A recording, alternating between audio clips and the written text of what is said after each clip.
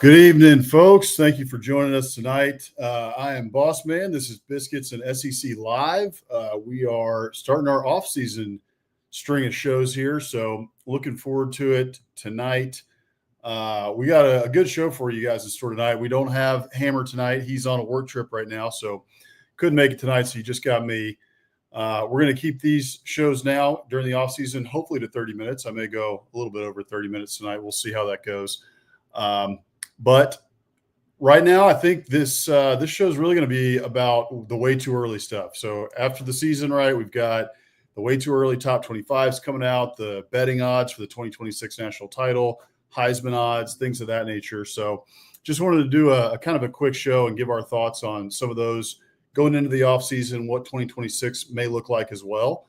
And so should be a fun one tonight. Before we get into it, though, as always, make sure you guys go sign up for the Biscuits and SEC newsletter, Morning Biscuits newsletter. I write it on Mondays. Hammer writes it on Fridays during the season. But now, little programming note here, every Wednesday during the offseason. So once a week, you'll get it free to sign up and free in your inbox every Wednesday during the offseason. And then during the season, comes to your inbox twice a week on Mondays and on Fridays. So I hope you guys will go sign up there. biscuitsandsec.com/newsletter is where you can sign up. All the happenings around the SEC during football season. We've got the injury reports, all the upcoming matchups, things to watch out for, things like that. And then during the offseason, we're mostly focusing on basketball right now. We got women's basketball as well going on. We got baseball coming up right around the corner, which we're really looking forward to. So make sure to go ahead, sign up there, biscuitsandsec.com/newsletter. So hope you guys are having a good night. Thank you guys for joining us.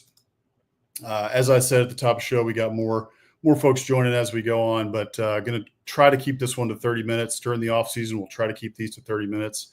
Also, SEC After Dark has typically been on Wednesday nights. So during the season, it was on Wednesday nights right after our show, about a half hour after our show at the top of the hour.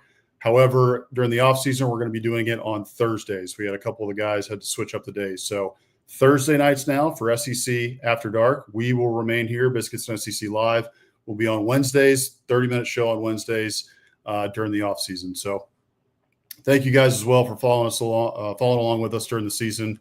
We really appreciate all that. So and all the feedback you guys have given us. So hope to have a good show tonight. Let's get right into it. We got the ESPN came out recently with their way too early top 25. And so I just wanted to talk about it a little bit here, touch on it, get into your guys' thoughts as well in the comments. But here was ESPN's way too early top 25 that they put out. I want to say it was a week or two ago here. But you got Ohio State again at the top. You got Texas there at number 2. You got Penn State there 3. A lot of the usual suspects, here in the top 10, except for BYU. BYU was there this year. They had kind of a high rise quickly, into the middle of the year, and then they just kind of kept the train rolling and were in the top 15 for most of the year. Interesting to see LSU there at number 8. That's a good spot to start the season if they remain there when the initial rankings come out early in the year. A lot of folks too, number 7 there, talking about Clemson as a potential dark horse for the national title next year. I think there's some merit to that, especially with Cade Klubnik coming back. They had some young wide receivers this year who got a lot of good experience. And will be coming back as well. I believe Phil Maffa may be coming back as well, though. No, he's gone. Never mind. But they do have a couple of those big-time linebackers coming back. Former 5-star Sammy Brown will be back. Wade Woodaz is coming back as well. So Clemson's going to be locked and loaded going into 2026. Illinois there, 13. Arizona State at 14. SMU at 15. I'm interested to see if they're able to keep their momentum going. They do have Kevin Jennings at quarterback coming back. He had that pretty rough outing against Penn State in the college football playoff in the first round, but they've got a lot of firepower coming back. You got Kevin Jennings there, and then I'm happy to see Florida there at 18. A little bit surprising, especially considering their schedule is rough again, right? If folks will remember, we got the SEC schedules coming out that came out last year. Everything is just flipped. So you're going to play the exact same teams. It's just going to be, you're going to be going to, the places that you had home games for last year in 2025. And then there's going to be a couple, obviously, that are going to be a little different. The out-of-conference games will be different. But the in-conference games, you're going to have just, it's going to be a mirror. So Florida, for them, that means that they got a really tough schedule next year. They just are going to the places they didn't get to go to last year. So interesting to see them at 18. I think a lot of that is the momentum that you saw from DJ Lagway late in the year. And then Tennessee there at 19. I was pretty surprised, too, to see Tennessee and Ole Miss where they are. I mean, I know they're losing a lot. I know that there's just a lot of changes going on, right? In Oxford, you've got Jackson Dart, who's going to be gone. So you're going to be breaking a new quarterback. Although we saw in limited time, we saw Austin Simmons, who looked really great in the time that he was given. You're also losing Jordan Watkins. You're losing Trey Harris, so that's big. Lane Kiffin has been very active in the portal, as he normally is, but with everything that they're losing, Princely Umanmielen, Walter Nolan, I mean, you can go down the list. It's a ton of guys. It's a ton of production on both sides of the ball. However, you do have guys like I always say his name wrong, so forgive me, Ole Miss fans, but Suntory Perkins, and then you got a couple other big ones too, like Daquan Wright at tight end is coming in. So Ole Miss still has a lot of firepower. It's going to be another year of trying to get these guys to mesh in the locker room from the guys who are transferring in, because there's a lot of transfers that are coming in. So it's going to be an interesting year. I was just a little bit surprised.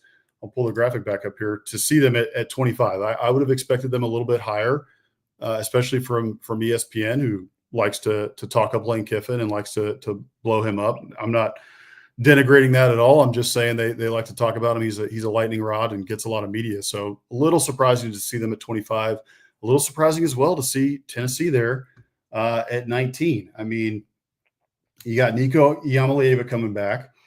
I think the big problem with Tennessee and why maybe ESPN had them down a little bit was because of what they're losing. And a little bit of it was to the transfer portal. You had Squirrel White head to the transfer portal. You're also losing Dante Thornton, although his production wasn't as high as you would have hoped over the course of his time at Tennessee. Still a talented player. Brew McCoy at wide receiver, losing him as well.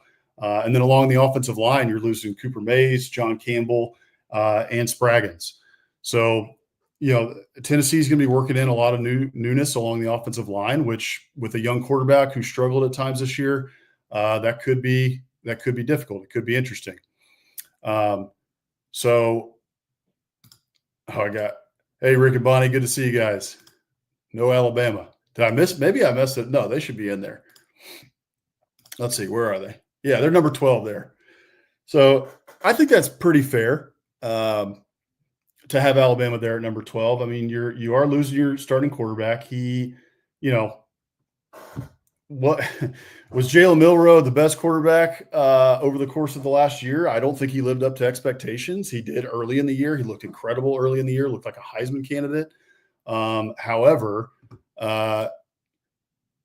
he didn't really live up to expectations at the end of the day. And we saw that in the bowl game. We saw that against Tennessee. I mean, there were many games over the course of this year where Jalen Milroe did not live up to the hype. And I think Alabama fans are ready to move on from him.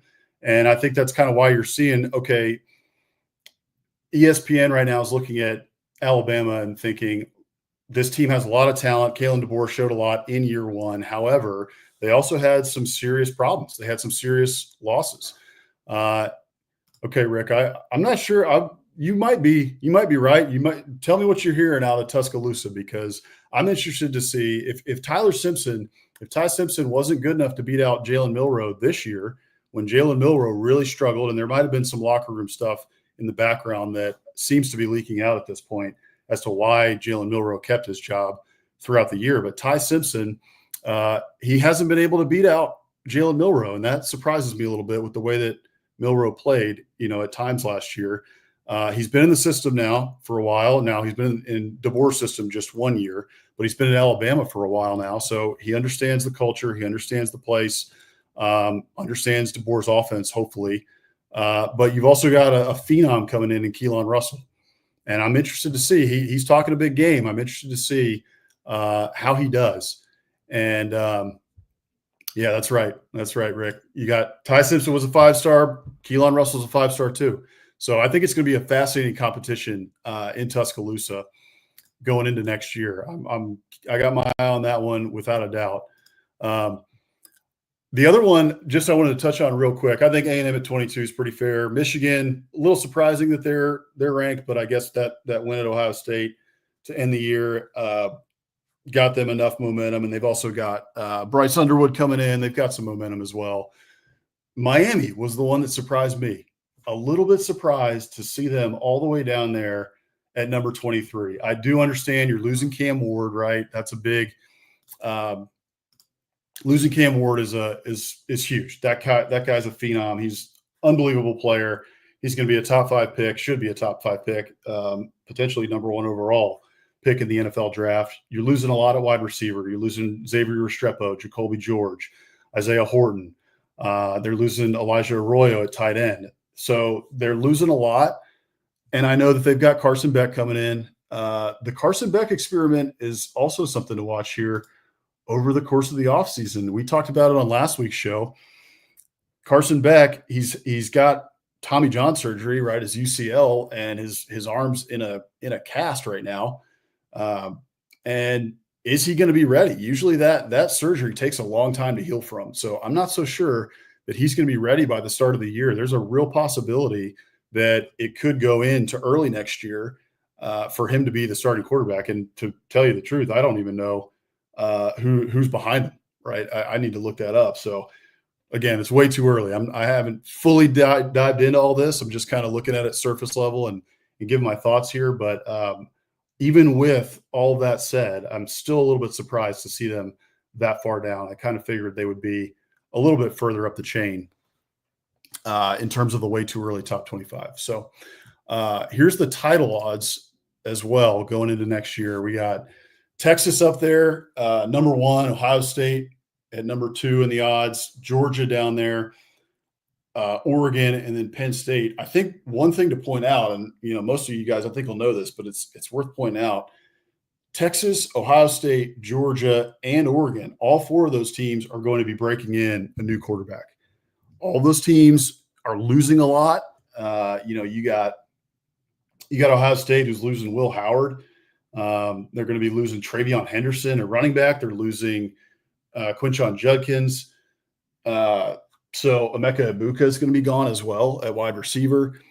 Georgia, obviously, Carson Beck is gone. Now it's going to be the Gunnar Stockton show, so you got to break in Gunnar Stockton. Oregon's got a 5-star. I'm forgetting his name right now, but they've got a 5-star who's behind Dylan Gabriel, who's going to step in, and everybody's extremely excited about him.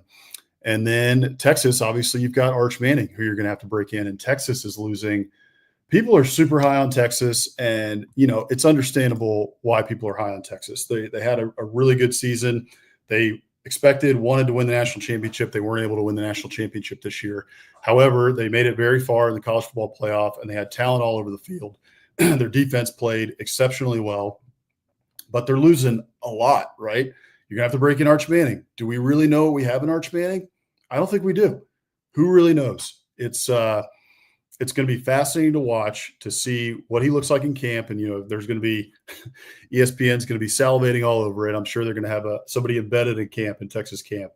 But you're losing Quinn Ewers. You're losing Matthew Golden. That offensive line, we've talked about it before. They're losing 4 out of 5 guys along the offensive line. You're losing a lot in terms of the defense. You're losing Andrew Makuba. You're also losing on offense the tight end, Gunnar Helm. You're losing a lot of wide receiver. So there's a lot of things that Texas is going to be breaking in going into next year. It's not like Arch is stepping in where you've got a ton of seniors, a ton of juniors, guys who have been in the program for a long time. And there's not, a bunch of towers along the offensive line who have been in the system for a long time. That offensive line last year for Texas, while they had some struggles at times, and there were certain games like the Georgia game early in the year, the Georgia game in the SEC championship, and then as well against Ohio State, there were games where that team struggled, especially when it got into the red zone.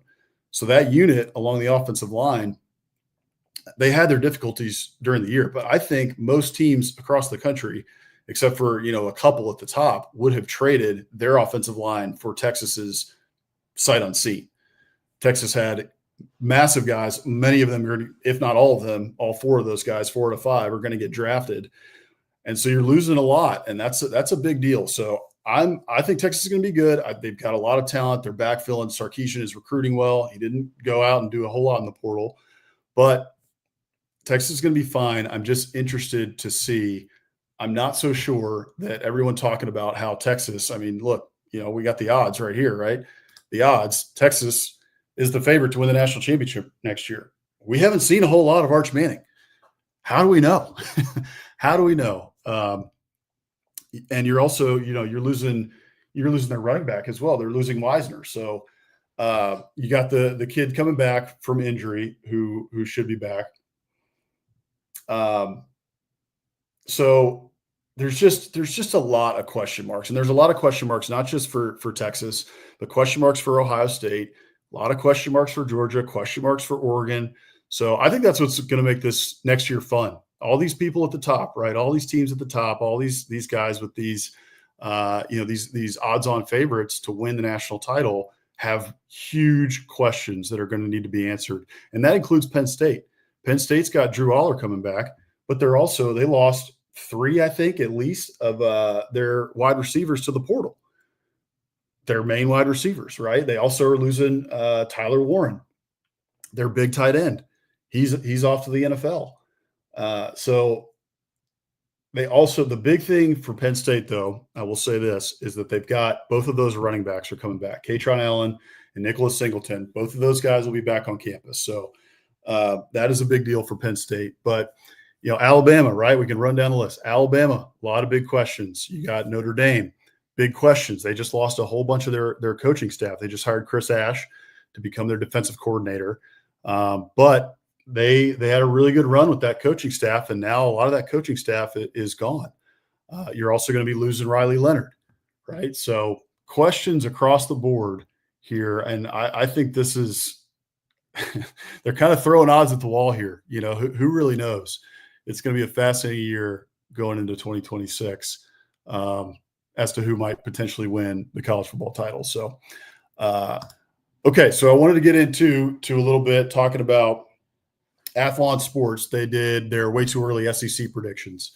So we had Texas, as you can imagine, number one. If they're the odds-on favorite to win the national title, you would think that they would probably be the odds-on favorite to win the SEC. And again, like I've been harping on here, lots of big questions for Texas, big questions for Georgia as well. So having them at the top, I think that's probably fair, but still big questions that they're going to have to figure out if they're going to win the SEC next year. LSU, same thing. Really, really interested to see what happens in Baton Rouge, because you have Brian Kelly talking about national title. We're going to win the national title next year. He finally made some really big moves in the portal this year. Blake Baker on the defensive side of the ball. I was talking about it earlier in the year, even by week 8 or 9, was talking about how I thought Blake Baker was going to be making a ton of moves in the portal and that Brian Kelly would be giving him free reign to do so. And he's done exactly that. He's made a lot of moves. LSU near the top in terms of portal classes in the 2025 class.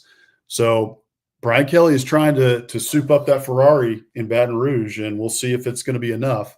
They are losing. They're losing a lot as well there in Baton Rouge. So it's going to be interesting to see what happens down there. I mean, they're losing. Let's see.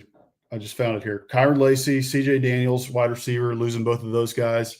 Losing Will Campbell at tackle, losing Emory Jones at tackle, Mason Taylor as well, tight end. He's getting some great reviews from scouts at the Senior Bowl right now. So a lot of question marks as well. And that defense still was pretty terrible last year. So what happens next year with LSU? Alabama, lots of questions. Tennessee, lots of questions. South Carolina. I'm fascinated to see if those guys can sustain the momentum.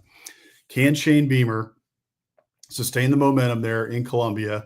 And also, can Lenore Sellers bounce back a little bit? He looked good for most of the year, got better as the year went on, but then it kind of sputtered there late in the year. And the Clemson game, he played pretty well and was able to get the win there. But he's going to have to develop as a passer, and we saw that against Illinois. When they played Illinois in the bowl game, it was obvious that Illinois had keyed in on the run and made sure that Lenora Sellers was not going to beat them with his feet, and he wasn't able to do so. So I think there's two teams there that really are going to have quarterbacks develop as a passer, and that to me is South Carolina and Texas A&M. Ole Miss as well, obviously, but they're going to be breaking in Austin Simmons, and we don't have as much tape on Austin Simmons as we do on Marcel Reed and with Lenora Sellers. But those two guys, if South Carolina and if Texas A&M are going to make moves and move up in the SEC standings, according to Athlon, or this is just Athlon's, but if they're going to move up next year, they're going to need Lenora Sellers and Marcel Reed to develop as passers. Interesting to see there Mizzou at number 10. I think that's probably right. I think that's probably fair. I think no one really knows what to do with Missouri right now. They're losing Brady Cook, they're losing Luther Burden, and they're losing a lot of production. I believe they're losing Theo Weiss as well, unless I'm crazy and misremembering, but losing a lot of production there in Columbia. So we'll see what Eli Drinkwitz, what tricks he has up his sleeve. And Auburn there, number 11. This is the team right here that I think folks should keep an eye on. And Rick and Bonnie, don't let me make you mad down there in Tuscaloosa. But I do think that Auburn, with everything that they brought in, right, over the past couple of years in terms of their recruiting classes and what they've been bringing in the portal, the talent level, without a doubt, has risen. The wins haven't come yet with Hugh Freeze, and this is probably a make or break year. If Auburn finishes number 11 in the SEC, and we're talking about another 7-5 type of year, I think it depends, right, on maybe the wins that they get, who they beat, and how they do it, and also the losses. If we got some more bad losses like we did last year, like Cal early in the year, and this year Hugh Freeze went out and got a quarterback in the transfer portal. He went out and got Jackson Arnold, got another one as well, got the kid from Stanford, and he's got Deuce Knight coming in to compete for that job as well. Everyone expects it to be Jackson Arnold. I think that's probably correct. But if there's any team in the SEC going into next year, looking at this early SEC prediction that could make a move and move up and be in that top, say, 5 in the top 6, in my opinion, it's Auburn. I think they've got the talent. If Jackson Arnold ends up becoming the quarterback that folks thought he was going to be out of high school, and he had a tough situation. I think folks gave up on him too early at Oklahoma. He did not have a good early year. I don't think they should have benched him against Tennessee. I think that was a big mistake. The offensive coordinator was fired in the middle of the year. So I think the jury is still out on Jackson Arnold. I'm not ready to give up on him just yet.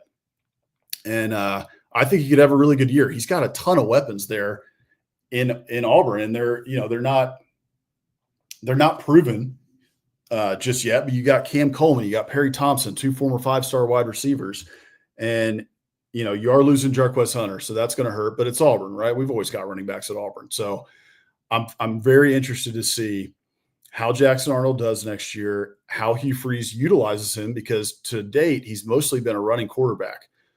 He is also going to have to develop as a passer, but like I just mentioned, he's got those weapons there that should be developing right alongside him. And I think Auburn is poised to potentially make a really big jump.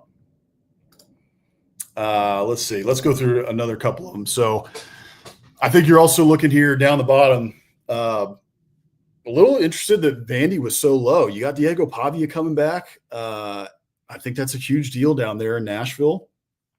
And Oklahoma, they're at number 12. That is a precarious spot for the Oklahoma Sooners. I think if they're finishing at round number 12 next year, and just like Florida, they're going to have a difficult schedule again next year. All you do is you flip them around, right? So the 2 most difficult schedules last year were probably Oklahoma and Florida, and they're probably going to have the 2 toughest going into next year as well. South Carolina is going to have a difficult one as well, but hey, it's the SEC. Suck it up. Everyone's got a tough schedule. And that's exactly how Oklahoma fans are going to view it when we're talking about Brent Venables. If we're sitting here at number 12 at the end of next year, at the end of 2026 or 2025, and we're looking at Oklahoma at 6-6, 7-5, maybe even 8-4. 8-4 probably gets him another year, but he's on thin ice out there, and he's going to have to be breaking in. John Mateer, he was a huge quarterback in the transfer portal coming out of Washington State, so seems like he's got his guy. But again, if they're sitting there 7-5, 8-4, I don't think he's there going into 2026. Also, 14 and 15 there. You got Arkansas and Kentucky. I think if both of those teams are there, and I frankly expect them to be around there, I think both of these coaches were looking at forced retirements or firings. I don't think that Mark Stoops, though he has done great things at Kentucky, last year was an absolute disaster. And if Kentucky has another disaster like they did last year, I don't think that you're going to see him around next year. He's banking a lot on former Texas A&M, former Auburn, former Incarnate Word quarterback Zach Calzada. And I don't know if that's a good bet. Zach Calzada can sling the rock. Folks may forget this, but he started many games for A&M in 2021, and they beat Alabama with Zach Calzada. So he had his difficulties. He was injured at Auburn. He never really got to play. That was in the Brian Harsin era. He was injured in the preseason and never really got a real shot to play at Auburn, and then ended up at Incarnate Word. And at Incarnate Word, he actually played very well. And I believe he was the Southland Conference Player of the Year. He had great stats at Incarnate Word, but I know it's Incarnate Word. So Mark Stoops banking a lot on Zach Calzada being the starter next year, and losing a lot as well, right? Losing a lot with Barry and Brown, losing a lot with Dane Key. Both those wide receivers headed the portal. So he's got a lot to fix there. Arkansas with Sam Pittman, it's looking like it's looking kind of bleak out there in Fayetteville. He gets a big win this year against Tennessee, but it's just not clicking out there. They lost a ton for whatever reason. They can't keep kids around. It seems like kids are, worried about the state of the program. And when you have kids worried about the state of the program, and you have these, big names leaving, right? Like Luke Haas, the tight end, you get all these kids who are the exodus in the portal, and then you have to bring in all these new kids. It just isn't a recipe for success. And so though I love Sam Pittman, and I think he's a great fit for Fayetteville. Sometimes the best fits, like a Jimbo Fisher at Texas A&M in terms of like personality, Ed Orgeron at LSU. Sometimes that doesn't always work out, and I'm a little worried that we're on the cusp there. We're not going to be thinking about Sam Pittman heading into 2026 with Arkansas. Okay, let's check it in on a couple of the comments here.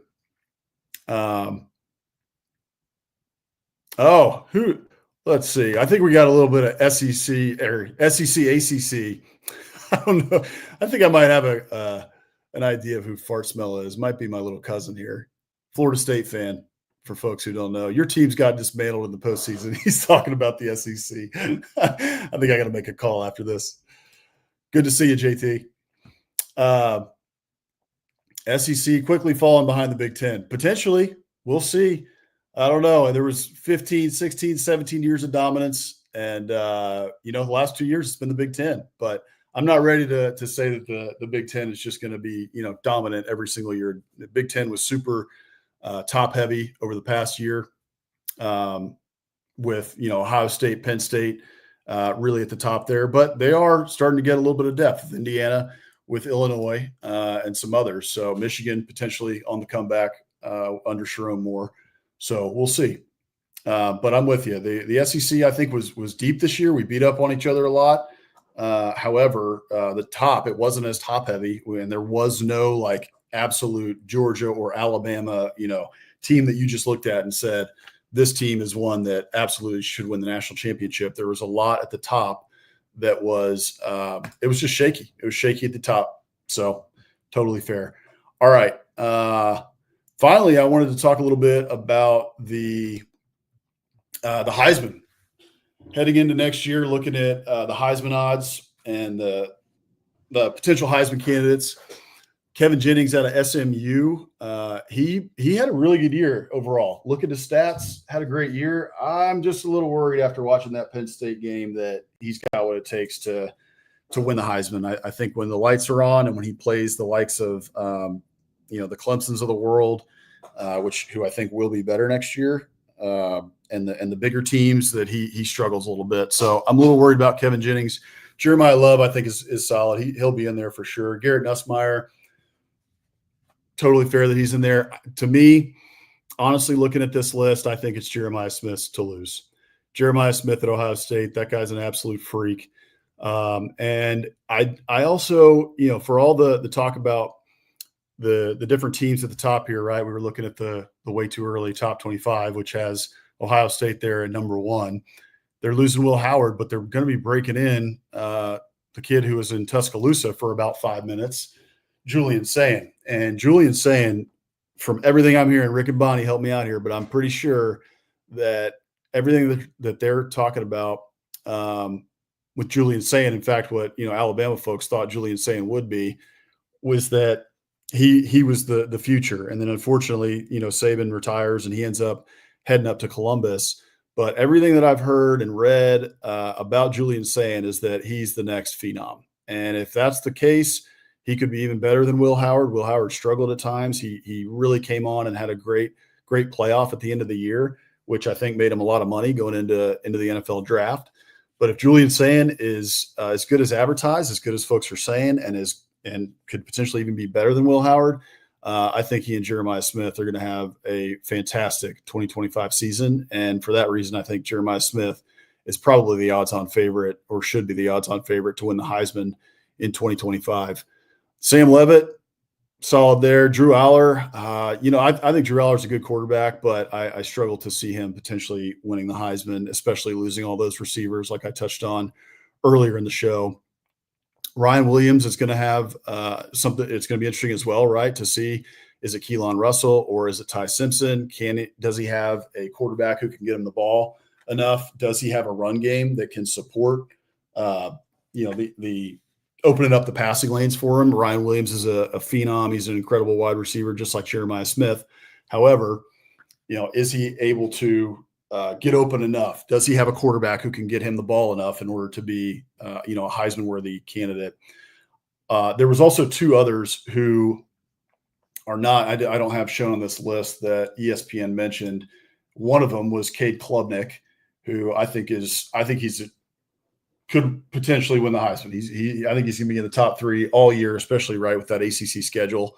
And then DJ Lagway. I saw a couple different ones that I'm not ready to put Arch Manning up there just yet. I think Arch is a great quarterback, or has the potential, right, to be a great quarterback, but we haven't seen it yet. We don't know. And like we talked about earlier in the show, Texas is losing a lot at wide receiver. They're losing a lot along the offensive line. So Arch does have the legs that he can utilize. So maybe the offensive line potential issues, breaking them in, may not be as big of a deal. But I'm just hesitant to put him up there. He's got the talent to do it, but a lot of moving parts there in Austin for him to potentially win the Heisman. But I did see a couple different places who had these, way too early Heisman lists. Many of them left off DJ Lagway, and I'm not ready to leave that guy off. They had him on here on ESPN, which was good, but on others I saw he was not listed, and I think that's a mistake. I think he should actually have been higher. Right here, ESPN had him at number 12, and I think they just had him listed. I don't think they necessarily had these in order. But DJ Lagway, I think, is going to be a really solid quarterback. He showed us flashes last year, even when he was hurt. He goes, he beats Ole Miss while he's hurt, not at 100%. So I'm really watching DJ Lagway. Another one to think about. This is just off the rails or off the beaten path, and I'm a little bit biased because I did go to Texas A&M, but Le'Veon Moss is coming back for Texas A&M, and while the Aggies, we're 8-4 this year, they've got a lot returning, and Le'Veon Moss, especially along the offensive line. The Aggies return a lot along the offensive line, and Le'Veon Moss will be fully healthy, and he was running at a really, really good clip last year before he was injured. So I'm watching Le'Veon Moss. I think he's a deep dark horse, very much a dark horse to win the Heisman, but keep an eye on him. So, all right. We've hit our 30 minutes. We're over 30 minutes now. So that is it for tonight. I don't have a Muschamp Coach of the Week today, just because we obviously for football we don't have anybody. Could potentially do some basketball Coaches of the Week, Muschamp Coaches of the Week. We'll do some crossovers maybe in the future, and didn't have time to get to a Biscuit of the Week, but we will certainly bring that back when we do have time. Hammer should be back next week. And I think next week what we'll do is we'll probably talk about our season grades. We'll give our grades out, so it might be a little bit longer than a 30-minute off-season show. We might go to 45 or an hour next week, just talking about our season grades for each team and talking a little bit about the 24 season and looking back on that a little bit. So thank you guys for joining us tonight. I appreciate it. And it's a lot of fun talking ball as always. Please do go sign up for the Biscuits and SEC newsletter, the morning Biscuits newsletter. biscuitsandsec.com/newsletter is where you can sign up. Right now in the off season, we're on our off season schedule, so it'll be coming to you on Wednesday mornings. And then during the season, it comes to your inbox twice a week. So Monday and Friday during the season, Wednesdays in the off season. So it will be coming to your inbox on Wednesdays. It's free to sign up. All the going-ons around the SEC to keep you informed on what's going on with the best conference in the nation. And also be sure to follow us on social media at Biscuits and SEC across our social media platforms. We're on Instagram, Facebook, and Twitter, or X as they call it these days. So for Hammer, who's in Boston, I am Bossman. Thank you guys so much for tuning in tonight. We appreciate it. Remember, no SEC After Dark tonight. That has moved to Thursday nights for the offseason. Just for the offseason, we will be on Thursday nights with SEC After Dark, the whole crew, talking SEC basketball, a little bit SEC football, and then SEC baseball as we get towards SEC baseball season. So thank you guys so much. Really appreciate it. We will see you guys tomorrow for SEC After Dark and next Wednesday for Biscuits and SEC Live.